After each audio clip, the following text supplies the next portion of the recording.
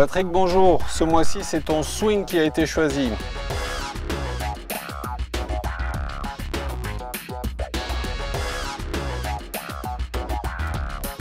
Problème d'irrégularité dans tes trajectoires, comme beaucoup de golfeurs, avec aussi certainement un souci de puissance.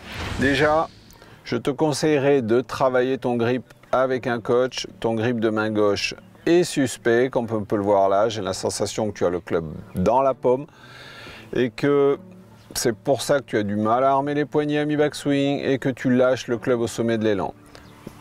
Comme tu peux le voir ici, ça manque d'armement ici. On voit que ton club et ton bras gauche sont encore dans la même ligne et qu'au sommet de l'élan, ce n'est pas un armement. On peut commencer à le voir là.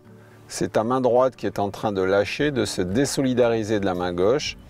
Et le club, quand il tombe ici, il tombe paume de main droite complètement ouverte qui ne tient pas le club. Ici, tu ne tiens pas le club.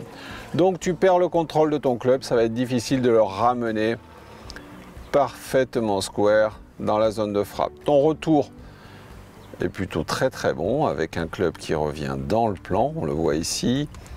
Une ligne de shaft qui vise vers la balle. C'est parfait.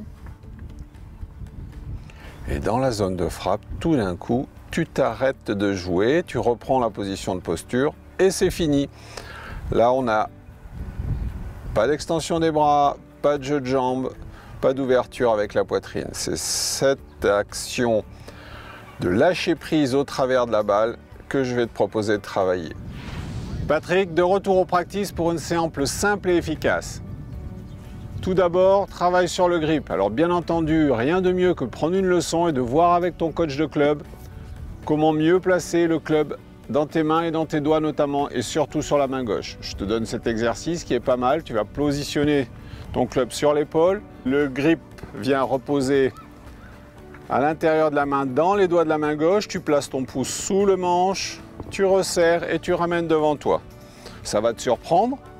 Le club est vraiment dans les doigts et les deux têtes de phalange ici sont vraiment apparentes sans avoir à tourner la tête. Tu vas venir ensuite connecter ta main droite et mettre une pression sur une échelle de 0 à 5 sur la main droite à 4. Grâce à ce grip, tu verras que plus naturellement à la mi-backswing, tu vas armer tes poignets. Pour éviter de partir sans armement avec l'épaule gauche qui pique, on va actionner les leviers et garder l'épaule gauche à hauteur. Ça te permettra de finir ton backswing plus court et surtout de tenir correctement ton club ici pour maîtriser tes impacts. C'est la clé pour plus de régularité. Enfin, troisième repère, pour libérer de l'énergie, on va actionner le talon droit vers le ciel beaucoup plus tôt. En actionnant le talon droit vers le ciel, tu vas ouvrir plus naturellement tes hanches et ta poitrine et créer plus d'inertie vers la cible.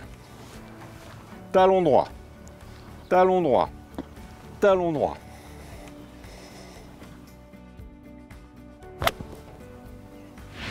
Donc, trois choses à retenir. Un meilleur grip plus fort avec plus de pression. Une mi-backswing avec de l'armement. Et ensuite, un jeu de jambes plus actif avec le talon droit qui se lève plus tôt. À toi de jouer.